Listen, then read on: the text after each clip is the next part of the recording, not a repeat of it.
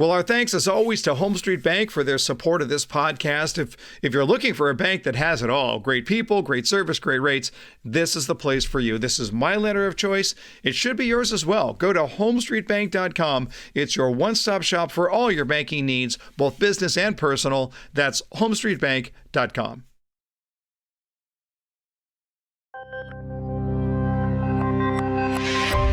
Does sales really have to be as complex as we sometimes make it out to be?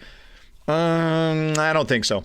Let's ask the question on today's episode of The Buyer's Mind. Welcome to The Buyer's Mind, where we take a closer look deep inside your customer's decision-making mechanism to reverse engineer the perfect sales presentation. Now, please welcome your host, Jeff Shore. Well, welcome everyone to The Buyer's Mind. I'm your host, Jeff Shore, and we're going to dive in, as we always do, to the way that a customer makes a purchase decision. That's what we're really interested in here on The Buyer's Mind. It's about crawling inside the customer's brain and trying to figure out the way that they want to buy, because our job as sales professionals is to make it easy for them to do just that. Now, today we're going to be talking to Mike Weinberg, who wrote an amazing book called New Sales Simplified. And it's really interesting because I long have held that complexity in the sales process is a bad thing. It really confuses the customer. The customer needs clarity. The customer needs simplicity. Let me bring our show producer, Paul Murphy, on this. Murph, you've probably seen this yourself. You're out there as a buyer, and especially for you, you buy a lot of tech toys and stuff. But it's got to be just so overwhelming after a while trying to just decipher how complex some of these decisions can be. Well, they can be, especially in the tech world. But, obviously if a salesperson is good, they're able to put that into kind of common language for the average person to kind of get their head wrapped around. So whether it's an HD TV or, a digital SLR, you at least have the ability to express to somebody what it is they're getting and what the benefit of that technology is to them. I think that's particularly interesting given the fact that oftentimes people are making a complex decision about something they just don't know that much about. So if I'm going to, for example, be talking to a financial planner about buying annuities, and I don't really understand how annuities work, I don't need somebody to get into the gritty details on yield returns and outside source classification ratings on a particular bond, right? What I want is somebody to explain to me. Let me explain to you on a top level just sort of how this works. That clarity, that simplicity goes a long, long way. Or to look at it from another perspective, I don't need my doctor to tell me why a pill works or the intricacies of what's going on in the chemical reaction of the pill. I just want to know that I can trust that doctor, and the doctor will lead me in a way that'll make me feel better. So that clarity, that simplicity is going to be critical. And that leads us to our quote of the day. It's an anonymous quote, or actually it's one of those quotes where a lot of people claim to have said it, but you're going to see it over, so I'm going to call it anonymous. But the quote is this: a confused mind says no. A confused mind says no. If I am a customer, if I am a buyer, if I'm making a purchase decision, when I am confused, I cannot find the decision. I cannot see through the stress and the complexity and the confusion to see the decision on the other side. A confused mind says no, but we typically apply that to our customers, and appropriately so.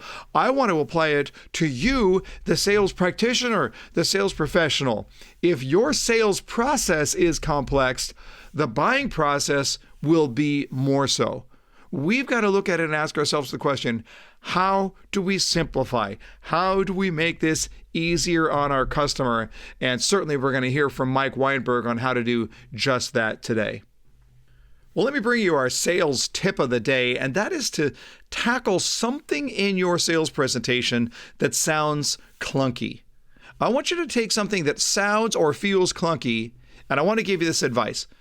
Beat it with a simple stick. Write something down right now. A feature that needs an explanation, an objection that always comes out a little bit awkward, a technical detail. Simplify it into easy, top-level steps. Remember, your job is to make it easy for people to buy. keep that as your primary objective. Ask yourself, what is making this difficult? Think like a doctor. You may have to convey some technically difficult and often uncomfortable things, but how you do that is in the best interest of your customer. Your customer wants easy. Your customer wants simple. Your customer wants to be able to find the decision without having to muddle through complexity in order to get there. That's the key. Easy equals right. Well, let me tell you, I'm a proud member of a tribe of sales experts from around the world. We get together to share content, to learn from one another, basically to elevate the world of sales. And there are some really, really smart people, really talented leaders in this group. But when these sales thinkers have a question, they generally turn to Mike Weinberg. He is the leader of leaders, a brilliant sales and sales management thinker, the author of two of the most acclaimed books in sales, really of all time, speaker, author, consultant, and moreover, just a really, really good guy. Joining us from St. Louis, Missouri, Mike Weinberg. Mike, how you doing, sir?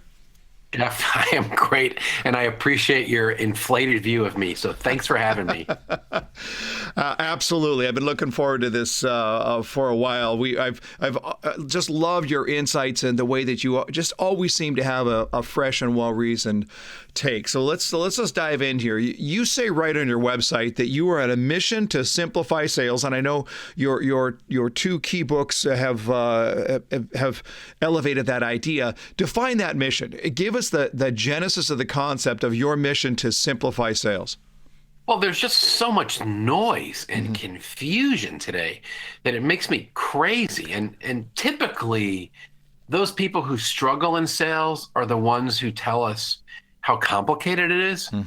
And what I notice is that the people who tell us that sales is complicated are either really confused themselves, or they use that complexity kind of as a smokescreen, so you can't really see into their lame effort or decipher their poor results. So there's the piece of it where it's just not that complicated, and then there's the world that you and I and our friends that you mentioned in this tribe live in, where I feel like every day we're battling for the mind share and for the souls of salespeople who are just being inundated with nonsense. And every day some new self-proclaimed sales guru makes up some new truth, or is trying to pitch you some must-have tool that if you just had this tool or this trick, it would fix all your sales issues. And it's created this chaos.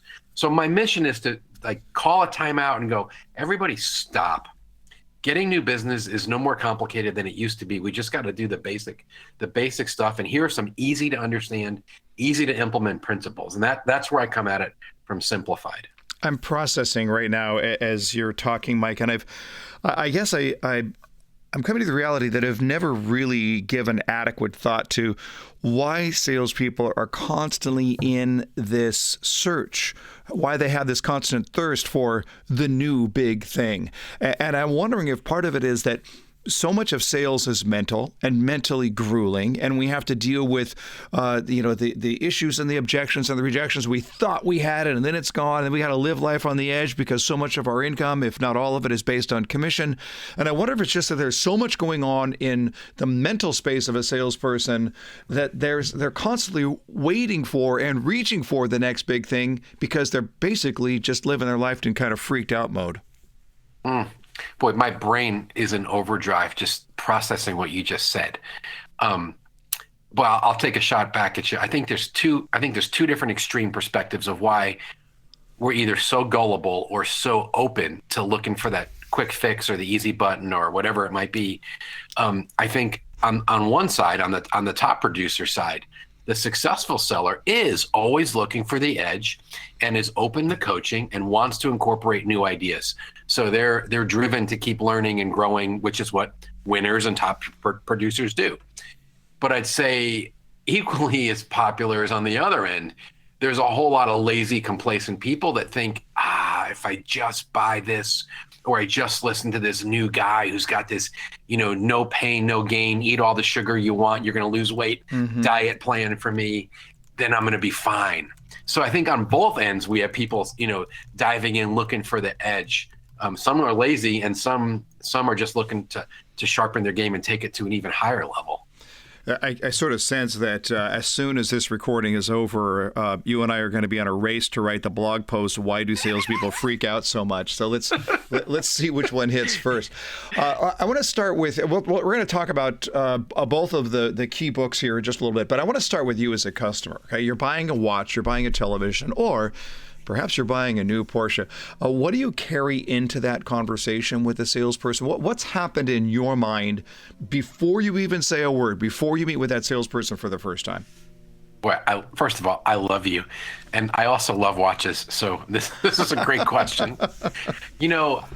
What's gone on in my mind, and it's hard to do this, and I'm sure it is for you as well, because I'm always wondering, am I going to get a decent salesperson who's actually going to position him or herself well and do some discovery with me? Or is it going to be like my last car buying experience, where I went into the Audi dealership looking for a new family sedan consulting car, daily driver type deal. Mm-hmm. And I sat down in this new model, and the sales guy sat down next to me, and he didn't stop talking for like 7 minutes, mm-hmm. pointing out all this new technology that I didn't even care about. So normally when I'm in a buying situation, I've got in decently prepared because I am usually shopping for something I'm interested in. Mm-hmm. So I'm always wondering, will this salesperson know more than me? And will they be able to help me make a good decision? And unfortunately, oftentimes I'm disappointed by what I see. It's interesting because when you look, you say, I'm wondering if I'm going to get a good salesperson. Will they know more than me? Will they be able to help me? Inherent in that is some level of hope that you're hoping that they will. And I think that this is an important point, because I think a lot of salespeople fear that here comes a customer, and because I'm a salesperson and they're a customer, they're going to hate me. They want to hate me. And I don't think that a customer wants to hate a salesperson any more than if I went to a comedy club and that I would sit down and say, oh man, I hope this next guy sucks. I really hope. They want you to be good at what it is that you do. And yet I think there's just that mental hang up that we're almost afraid of our customers even before they walk through the door. Yeah, they do want you to be good. And what's unfortunate, and this is something I write about,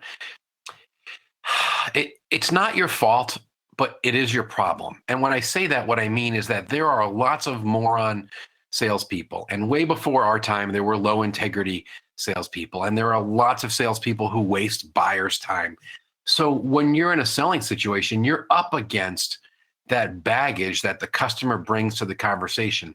They want you to be helpful. They want you to bring value. But in the back of their mind, they're saying to themselves, I've been lied to, I've been manipulated, I have had my time wasted. So there's this hesitancy. So it's why if you're good at selling and you're honest and your true motivation, my dad taught me this when I was young. If your motivation is to help somebody else win, you're always going to do well. And if more sellers embrace that and understood they really could bring value and they want the best for the client, even if it means you don't get this sale, then that's a heck of a motivation, and that's transparent. People can smell that on you. So that's how we need to enter the customer salesperson dialogue. Hey, Murph, just to let you know, it's not your fault, but it is your problem. Let's just steal that blatantly. Let's call that our own quote and use it shamelessly going forward. All right. Awesome. I love it. It's not your fault, but it is your problem. It's such a great way to be able to look at it. Stop moaning and complaining about the experience that your customers have. Just deal with it and prove that you're a better person than they are. And that's just the way it goes. Mike, you're big on storytelling. You talk about that a lot in New Sales Simplified. We share that common theme here on The Buyer's Mind quite a bit, actually. Tell us about the power of story and why you are so convinced that we really need to get this right. Yeah, and I love that you're big on this topic. And it's interesting, Jeff, as I was listening to a few of your past episodes, I heard one with our mutual friend, Anthony, where you dug in really deep on the story. Mm-hmm. I think it's a big topic. I think in the old days, salespeople, were used to be accused of puffery, mm-hmm. Exaggerating and overtelling their story. And today I see the opposite. I see salespeople that don't put a pretty bow on what they're selling. There's no gift wrap. There's no sex appeal. They just, with no passion and no care, put it out there. And it leads to terrible, terrible consequences. I think your story, and when I say story, I don't necessarily mean the art of storytelling, which is really important in sales. Mm-hmm. I mean, your story is like the collection of talking points you use when you describe what you do and how you help people. And your story is so important among all of your sales weapons because pieces of it end up in everything else you do.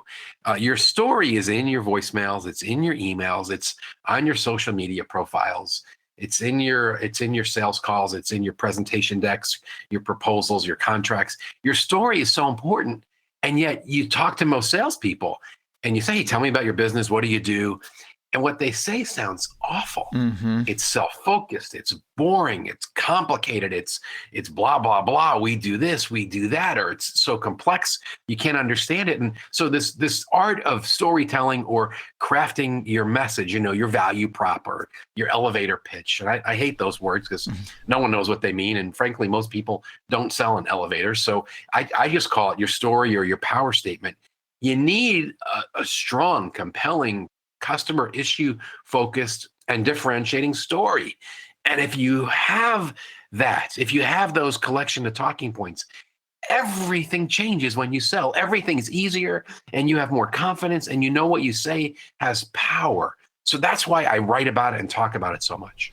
It's interesting. I just got back. You and I were talking offline here, but I just got back from this 3-day camp on how to improve my presentations, especially my keynote presentations.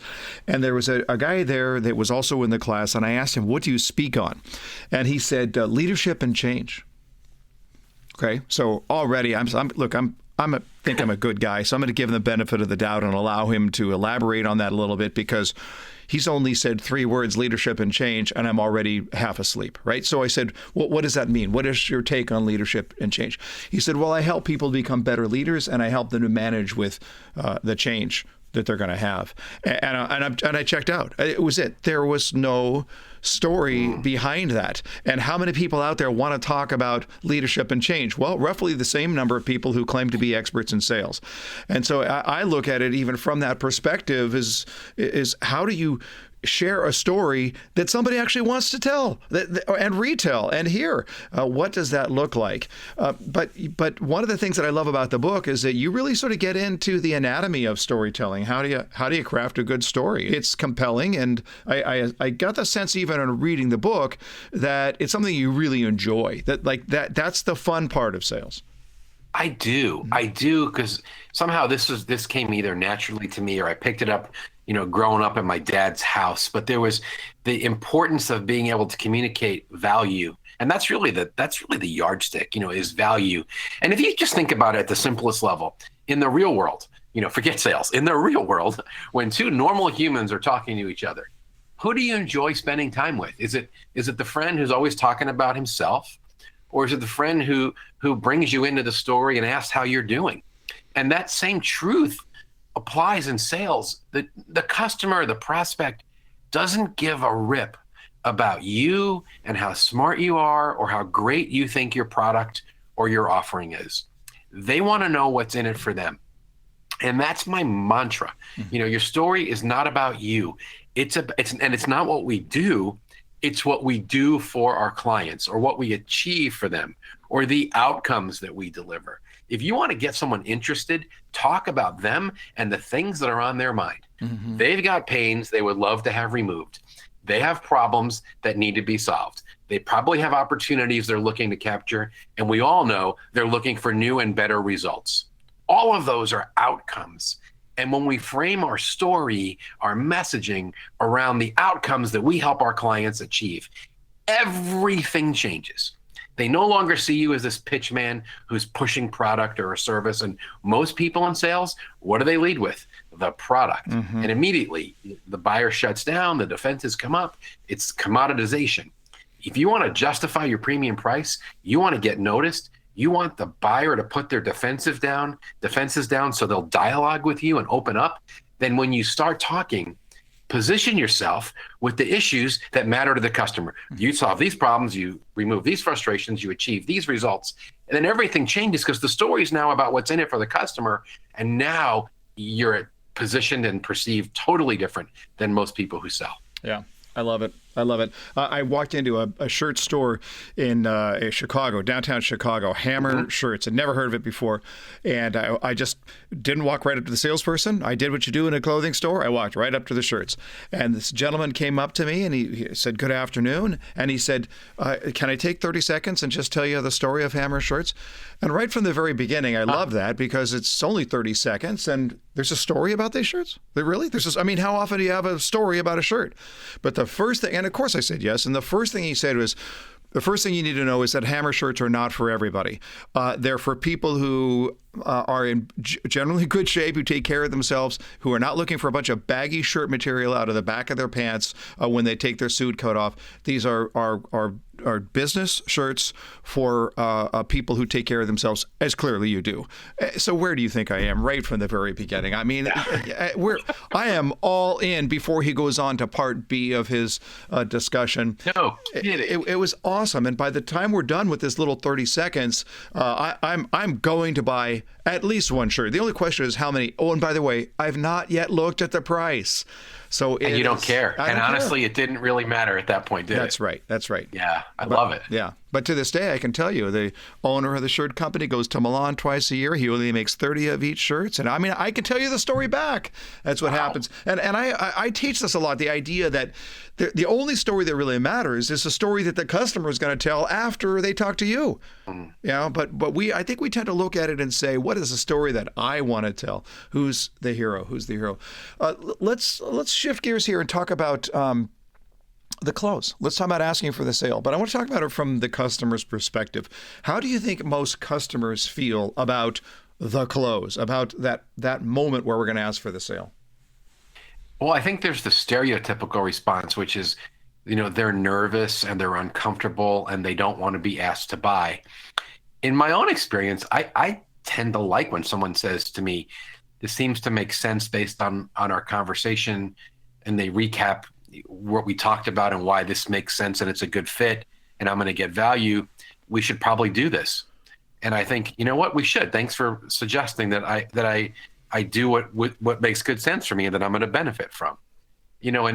So I'm not a huge, proponent of gimmicks or closing techniques. And, we have our friend Anthony, we talked about, who's got this great book now on closing. Mm-hmm.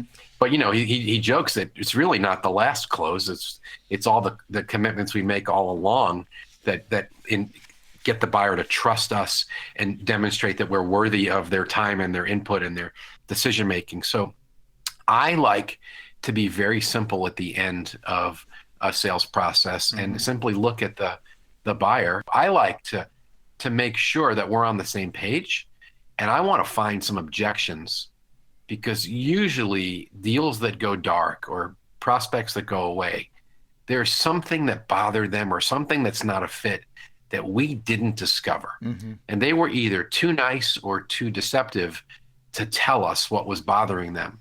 So I like to just stop and ask, "Hey, what are you thinking? I feel like based on what we share with each other, that this is a good fit. You're going to get a lot of value.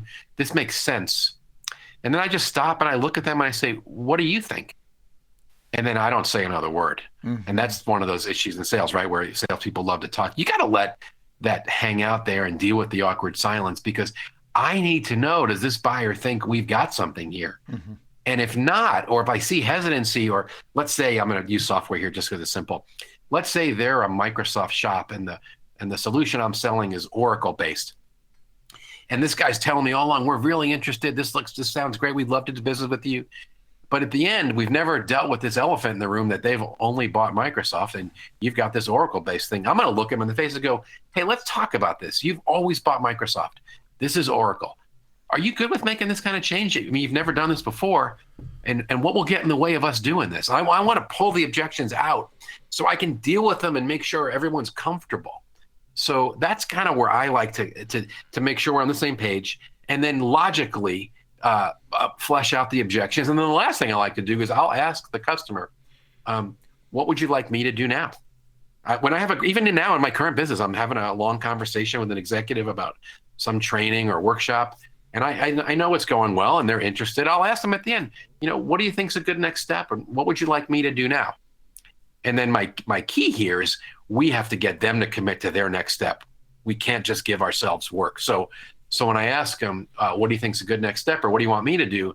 I always come back with a quid pro quo. Okay, that sounds good. I'll go do that proposal. And then you agree, we're going to talk again on Wednesday with the rest of your team and review this together. Mm-hmm. So it's, I'm doing this and you're doing that. Let's agree and schedule it. Mm-hmm. So that was probably a longer answer than you were looking for, but that's my thinking. It's not pressure, mm-hmm. but you are leading somebody somewhere. Right. Yeah. Well, listen, that's what we do. We are influencers. If you don't influence, why are you there? I mean, I can think of no higher pressure than to force your customer to come to you hat in hand and ask permission if they can buy. That's great. Right. Mike, I can't thank you enough. That was just such a phenomenal conversation. We're going to have to do it again sometime. Oh my gosh, you've got me totally energized, and I love this show. And thank you so much, Jeff. Great being with you, and all the best. And here's to many new sales for your listeners.